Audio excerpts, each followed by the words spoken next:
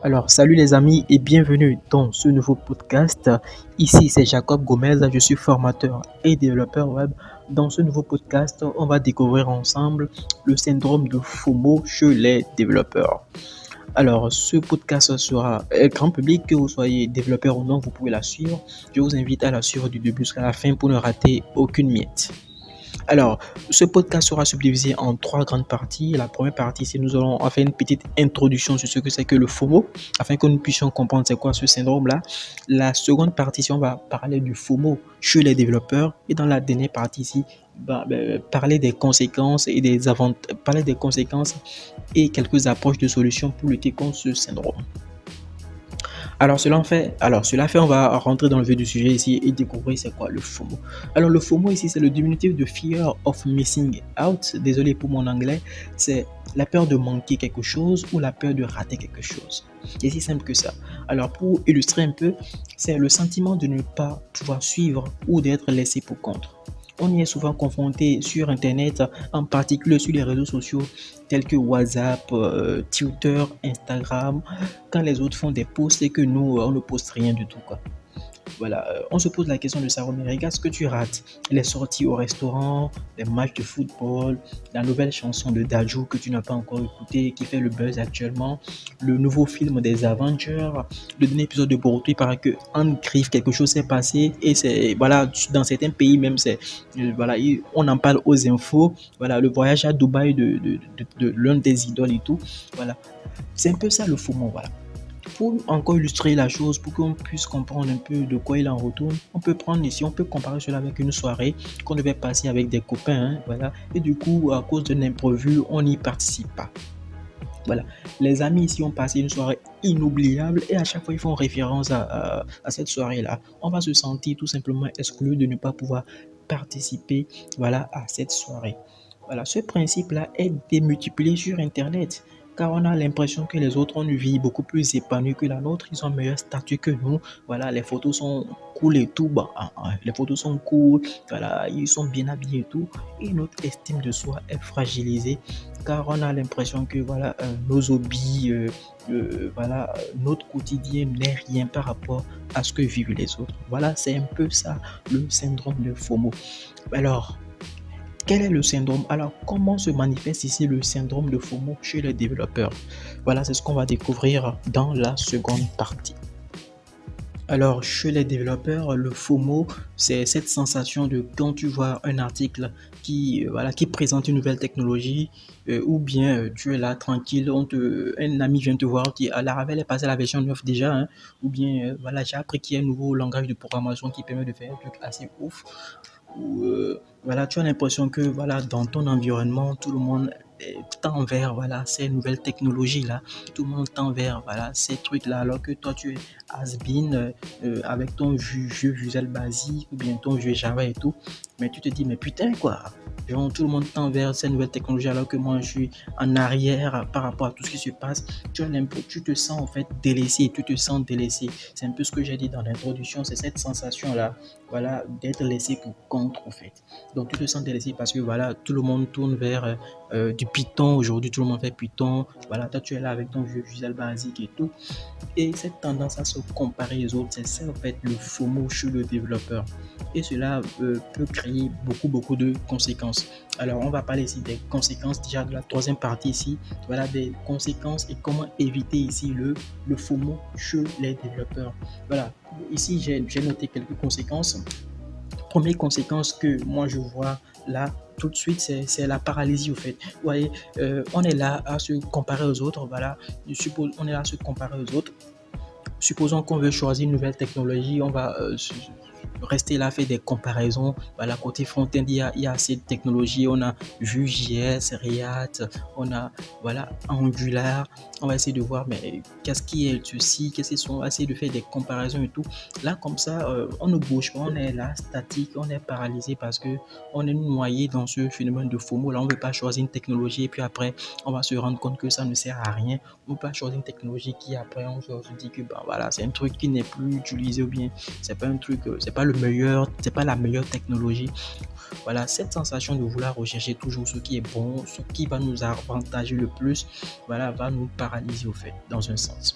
Et deuxième conséquence que moi j'ai énumérée ici pour le FOMO, voilà, chez les développeurs, c'est un peu la prostitution. Peut-être que le mot est un peu trop fort, les collectionneurs, voilà, ceux qui, voilà, la peur, puisque le FOMO ici va occasionner ici une peur chez le développeur d'être à la traîne.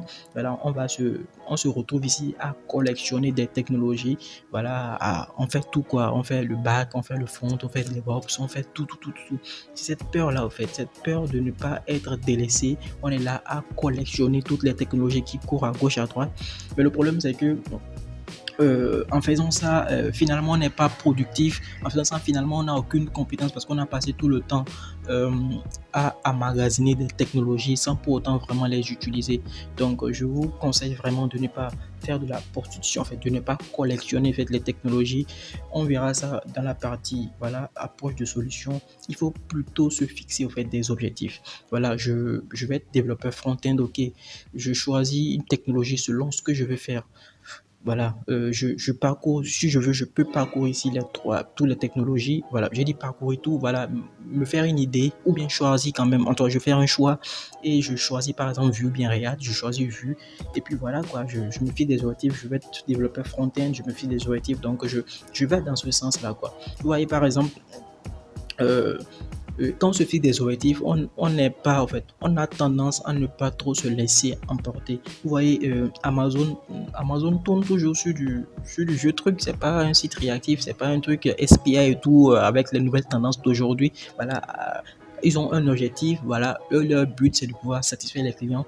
Tant que les clients ne sont pas pleins pour dire que les sites est has-been et tout, bah eux, ils tournent sur leur vieux truc, quoi, vous voyez. Donc c'est ça, lorsqu'on se fixe des objectifs, peu importe la techno peut, c'est pas, peut résoudre voilà, un problème 100 fois, 1000 fois plus vite. Si voilà, moi j'ai des objectifs bien définis, bien clairs. Excusez-moi, je ne pense pas que voilà, une nouvelle technologie va venir me détrôner déjà, ou venir me, venir tout simplement me perturber. Voilà. Donc, se fixer des objectifs clairs et précis. Là, comme ça nous permettra ça nous permettra ici d'éviter un peu de rentrer dans ce piège-là de FOMO. Voilà. Le deuxième conseil que je vous donne pour pouvoir éviter ici le FOMO, c'est lutter contre la vieillesse. Voilà. Le mot est un peu trop fort, c'est que, voilà, la vieillesse est matérialisée par quelqu'un voilà, physiquement grandit et il ne veut plus voilà, revenir en arrière. Ok, donc ici en programmation, nous sommes dans un monde qui change au fur et à mesure. Donc, il faut pas être réticent à ne pas apprendre. Donc, ne soyez pas réticent à ne pas apprendre. Allez toujours, voilà, dites-vous que vous pouvez apprendre tout et n'importe quoi. Aujourd'hui, par exemple, voilà, je suis allé dans une boîte. Ok, on fait du React. Moi, j'ai tout le temps tourné sur Vue, donc je dois pouvoir me dire, ok, c'est pas fini quoi. Je peux en une semaine lire la doc de React, prendre des formations, des tutos et me former rapidement, quoi. Donc, ayez en fait ici cette capacité-là, voilà, de vite apprendre. Ça vous permettra ici de lutter contre le FOMO. Parce que bah, si vous êtes là et puis vous n'avez pas cette capacité-là et que vous vieillissez, en griffe, vous vieillissez, vous êtes toujours sur ce que vous utilisez, bah voilà, lorsqu'il y aura voilà, de nouvelles trucs, vous allez paniquer et tout, et puis ça va pas vraiment vous avantager.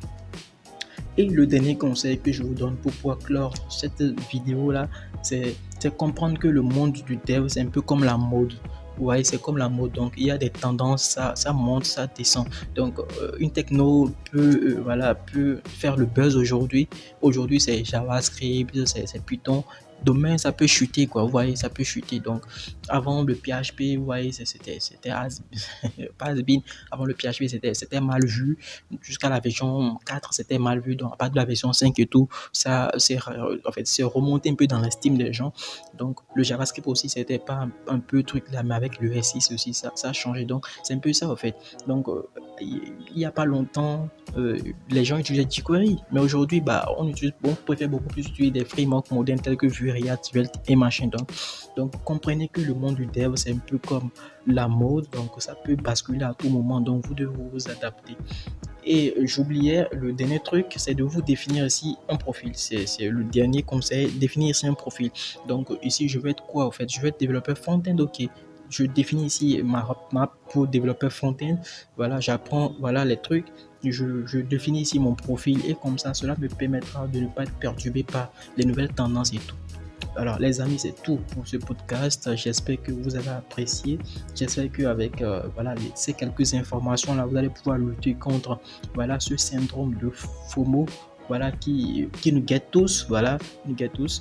Si vous avez aimé la vidéo, si vous avez aimé le podcast, n'hésitez pas à vous abonner, à liker, voilà, à partager ce podcast à vos amis, à votre entourage. Et sur ce, je vous dis à plus pour de nouveaux podcasts. Ciao et paix sur vous les gars.